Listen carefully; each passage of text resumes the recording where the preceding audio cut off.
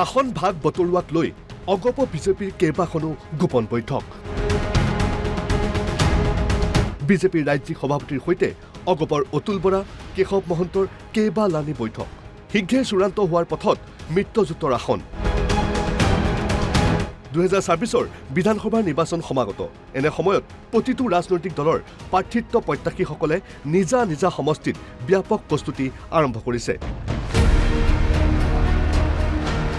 কেইবাটাও সমষ্টিক লৈ বিজেপি অগপৰ মিত্ৰজোঁটৰ প্ৰাৰ্থী আৰু সমষ্টি এতিয়াও চূড়ান্ত হোৱা নাই কিন্তু প্ৰাৰ্থিত্ব প্ৰত্যাশী আৰু জনচক্ষুৰ আঁৰত তথা সাংবাদিকৰ কেমেৰা সন্মুখৰ পৰা বহু যোজন আঁৰত কেইবালানি গোপন বৈঠকত বহিছে বিজেপি অগপৰ শীৰ্ষ নেতৃত্ব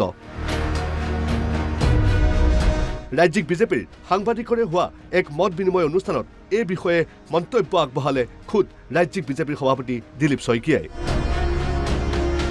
ময়ো মাননীয় ৰাজ্যিক সভাপতি অতুল বৰা ডাঙৰীয়া কাৰ্যকৰী সভাপতি কেশৱ মহন্ত ডাঙৰীয়া আমাৰ দুগৰাকী লোকসভা ৰাজ্যসভাৰ সাংসদ আমাৰ বীৰেন বৈশ্য ডাঙৰীয়া ফণীভূষণ চৌধুৰী ডাঙৰীয়াৰ লগত আজি কিছুদিন আগত আমি বহিছোঁ কিছু কথা আমি আলোচনা কৰিছোঁ আনুষ্ঠানিকভাৱে আপোনালোকক কথাটো জনাই দিয়া ভাল নহ'লে আপোনালোকে ভাবিব বা আপোনালোকৰ হাতত এনেকৈ তথ্য নাথাকিব যে আপোনালোক বহাই নাই নেকি মই নিজেই তেখেতসকলৰ লগত এলানি আলোচনাত মিলিত হৈছোঁ তেওঁলোকৰ মনৰ কথাখিনি শুনিছোঁ আমিও আমাৰ মনৰ কথাখিনি তেওঁলোকক আমি শ্বেয়াৰ কৰিছোঁ এক্সচেঞ্জ কৰিছোঁ আনফালে এনডিএ মৰ্চাক লৈ আশাবাদী সভাপতি দিলীপ শইকীয়াৰ UPPL আৰু BPF-লৈ বিজেপিৰ ৰাজ্যিক সভাপতিগৰাকীৰ আহ্বান UPPL আৰু BPF-এ আলোচনা কৰি একেলগে নিৰ্বাচন খেলক মইতো বিচাৰোঁ দুইটা দল BTC-ত যিহেতু এটা বিশিষ্ট অঞ্চল বিশিষ্ট এটা পৰিৱেশ তো BTC-ত মই ব্যক্তিগতভাৱে ভাবোঁ UPPL BPF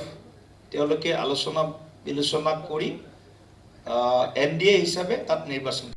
BPF আৰু বিজেপিৰ আসন ভাগ বতৰাৰ ক্ষেত্ৰতো কেইবালানি বৈঠক অনুষ্ঠিত হৈ আছে BTCৰ অন্তৰ্গত 15টা বিধানসভা সমষ্টিৰ ভিতৰত বিজেপিয়ে দাবী কৰিছে 5 সমষ্টি কিন্তু বিজেপিক 5 সমষ্টি এৰি দিয়াৰ পক্ষত নাই হাগ্ৰামা মহিলাৰী